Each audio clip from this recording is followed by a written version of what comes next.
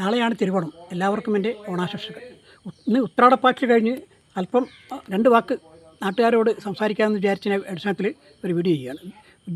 ഉജ്ജയിനി കൊയിലാണ്ടി എന്ന യൂട്യൂബ് ചാനലിൽ ആണ് ബന്ധപ്പെട്ടാണ് ചെയ്യുന്നത്. അതായത് ഇപ്പോൾ നമ്മളെ നാട്ടിൽ മുഴുവൻ ഈ ഓണസംബന്ധ ആഘോഷങ്ങൾ വളരെ കൂടി വരികയാണല്ലോ. കോളേജുകളിൽ സ്കൂളുകളിൽ മാത്രമല്ല പുതിയ ഫ്ലാറ്റുകൾ വരികയാണല്ലോ. അവിടെയൊക്കെ ഇങ്ങനെ ഓണാഘോഷം തന്നുകൊണ്ടിരിക്കുകയാണ്. വളരെയേറെ കൂട്ടനൃത്തങ്ങൾ, കുട്ടികൾ പ്രത്യേകിച്ച് സ്ത്രീകളുടെ കൂട്ടനൃത്തങ്ങളും അതുപോലെ പൂക്കളമൊക്കെ ഇങ്ങനെ നടന്നുകൊണ്ടിരിക്കുക. അപ്പോൾ എനിക്ക് തോന്നുന്നു വെച്ചാൽ ഈ ചവിട്ടിത്താത്തപ്പെട്ട മഹാബലി വീണ്ടും ഇവിടെ തിരിച്ചു വരുമെന്ന് തോന്നുന്ന വിധത്തിൽ ഈ ആഘോഷം നാട്ടിൽ മുഴുവൻ വളരെ വ്യാപിച്ചുകൊണ്ടിരിക്കുകയാണ്. അപ്പോൾ അങ്ങനെ ഇരിക്കെ ഇപ്പോൾ അടുത്ത കാലത്ത് വേറെ സംഭവം എന്താ വെച്ചാൽ സോഷ്യൽ മീഡിയ കണ്ടെന്ന് വെച്ചാൽ ഈ മുസ്ലിം സ്ത്രീകളും ഹിന്ദു സ്ത്രീകളും എല്ലാവരും കൂട്ടം നിർത്താണല്ലോ.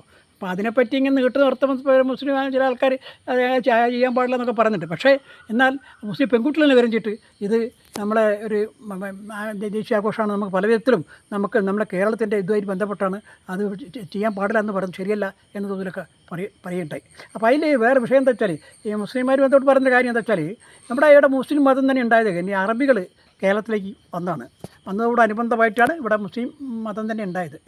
അപ്പോൾ അങ്ങനെ ഉണ്ടായതെന്ന് വെച്ചാൽ ഇവിടുത്തെ അറബികൾ വരാൻ കാരണം ഇവിടെയുള്ള കുരുമുളകും അതുപോലെ സുഗന്ധദ്രവ്യങ്ങളും കേരളത്തിൽ നിന്ന് കൊണ്ടുപോയി ലോകത്തിന് നാനാഭാഗത്ത് എത്തിക്കുക എന്ന ബിസിനസ് താല്പര്യമായി ബന്ധപ്പെട്ടാണ് അറബികൾ വന്നത്.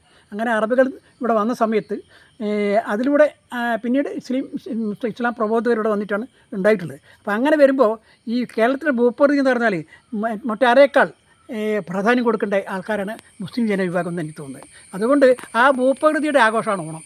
അതുകൊണ്ട് ഓണം ആഘോഷിക്കുക എന്ന് പറഞ്ഞാൽ അവർ കുറച്ച് ഉത്തരവാദിത്തമുണ്ടെന്നാണ് എനിക്ക് തോന്നുന്നത്. അപ്പോൾ ഞാൻ എൻ്റെ ഉജ്ജയിനിയിലെ ഈ തിരുവാതിരാഘോഷം പണ്ട് കുറേ കാലം നടത്തിയിട്ടുണ്ട്. അപ്പോൾ അങ്ങനെ ഒരു തിരുവാതിരാഘോഷത്തിന് ഇതൊരു മുസ്ലിം പെൺകുട്ടി വരേക്കിട്ട് നമ്മളെ ഡാൻസിൽ തിരുവാതിരക്കളി പങ്കെടുത്തു.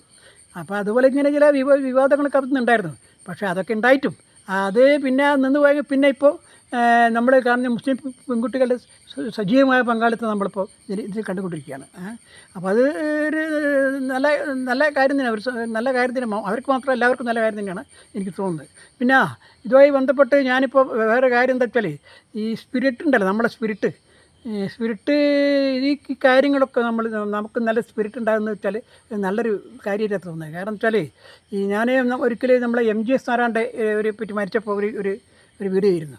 അതിൽ ഞാൻ MGS നാരായണൻ്റെ ചരിത്ര സംബന്ധമായ വിഷയമായി ബന്ധപ്പെട്ടിട്ട് ഈ നമ്മളെ ലോഹിയുടെ ചരിത്രത്തിൽ ചക്രം എന്ന പുസ്തകമായി കൊടുത്തിട്ട് അതുമായിട്ട് ബന്ധപ്പെട്ടും പറഞ്ഞൊരു കാര്യം എന്താ വെച്ചാൽ ഈ മനുഷ്യൻ്റെ ചരിത്രത്തെ മുന്നോട്ട് നയിക്കുന്ന 2 കാര്യങ്ങൾ, ഒന്ന് സ്പിരിറ്റും ഒന്ന് മാറ്ററാണ്.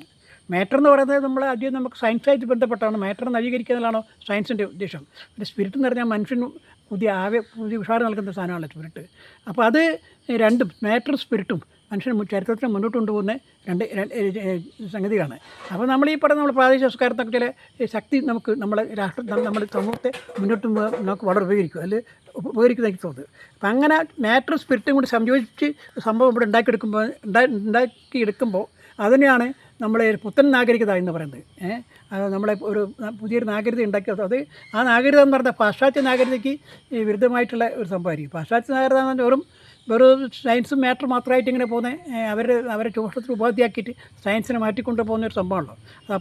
അതിലപ്പുറം നമ്മുടെ പ്രാദേശിക സംസ്കാരത്തും സാധനങ്ങൾ ഉൾക്കൊണ്ടുകൊണ്ട് ഒരു സംഭവം നമ്മളെ ചരിത്രത്തും മാറ്ററും സംയോജിപ്പോൾ ഉണ്ടാക്കാമെന്ന് എനിക്ക് തോന്നുന്നത്. അപ്പോൾ അങ്ങനെ ഒരു സംഭവം ഇവിടെ ഉണ്ടാക്കിയെടുക്കുക, അതുപോലെ അതിനാണ് ലോഹി പറഞ്ഞ പുത്തൻ നാഗരികത എന്ന സംഭവം ഇവിടെ സൃഷ്ടിച്ചെടുക്കാൻ കഴിയുമെങ്കിൽ അത് നമ്മുടെ നാട്ടിനും നമ്മളെ പുരോഗതിക്കും കേരളത്തനിമയ്ക്കും ഗുണകരമായിരിക്കും എന്ന് പറഞ്ഞുകൊണ്ട് നമുക്ക് എല്ലാവർക്കും ഓണാശംസകൾ നേർന്നുകൊണ്ട് ഞാൻ വാക്കുകൾ നിർത്തുന്നു.